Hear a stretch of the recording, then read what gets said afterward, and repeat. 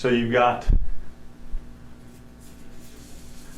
two things in a vector, right? Yeah. A vector will always have a magnitude, so magnitude and direction.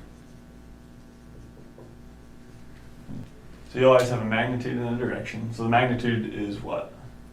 The distance, how long it is. Mm-hmm. So you have this vector here. This distance is your magnitude. Yeah.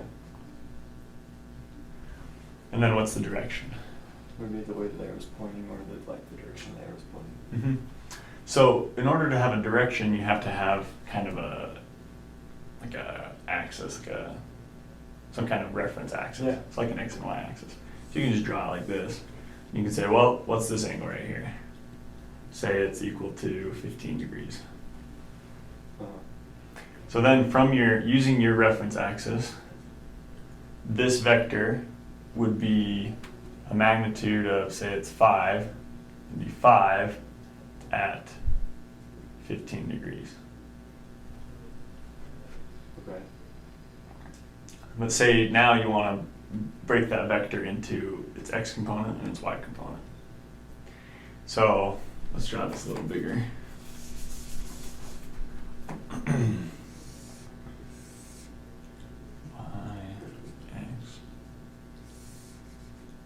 So this is 5, and this is 15 degrees. Yeah. So this right here, right? This length is your x component. Yeah. So how would you find this length right here? You have to use log trig. Right. So given what you have the hypotenuse and then this angle. So you need to use, it would be, let's see, hypotenuse over adjacent, so it would be cosine. Mm-hmm. So what would your x component be? So, about 3. No, not 3. Well, you don't have to calculate it in your head, just what would it be equal to? It would be the hypotenuse? Yeah, so it would be, what, 5 over, or x over 5 equals the cosine of 15? Yeah. Okay.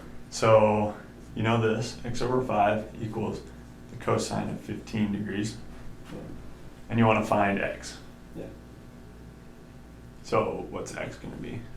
So, if you multiply both sides with 5, so then it would be cosine of, whatever that, yeah, 5 cosine of 15 degrees. Yeah, exactly. So you can know that your x component, as long as this is the angle you have, Yeah. will be x equals 5 cosine of 15 degrees. Which, if you take it back and just give yourself a general form, for any vector, x will be your magnitude times the cosine of whatever your angle was, as long as this is the angle you have. Okay. And we'll look at a different version of it in here just in a second. So how would you find the y then? So you have to use sine. Yep. So y equals what? What would be sine of 15 equals x over 5. Yep. So y over 5 equals sine of 15. So what's y going to be equal to? Y equals 5 sine 15 degrees. Perfect.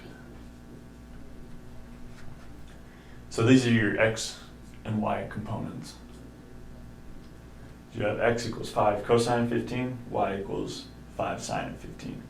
What you can do then is now you know the coordinates of this point right there, and you're able to just draw out a vector this way and draw out one this way. So you have basically the magnitude of your x vector, which is just in the direction of the x-axis, and your magnitude of your y vector, which is in the direction of the y-axis. And then all you have to do is draw a vector between those two, and you have your resultant vector. Okay. So then, let's do a little bit different version of this. Say this is our x and y axis. And we have a vector that looks like this. Let's make its magnitude 13. And this angle right here is 15 degrees. Now how would you find your x and y components? So it would be the same, would just be kind of flipped. So in order to find the x component, it'd have to be what, 15 sine equals x over 13. Sine of 15 degrees equals x over 13. And if you'd like, you can skip this step and just recognize that x will be 13 sine of 15 degrees. Because you'll use this a bunch. Yeah. And so you don't always have to write out this step. You can just say, okay, my x component right here is going to be my hypotenuse times the sine of my angle. And I'll give you that. Okay. And then your y component? Is what would be 13 cosine of 15 degrees. Perfect.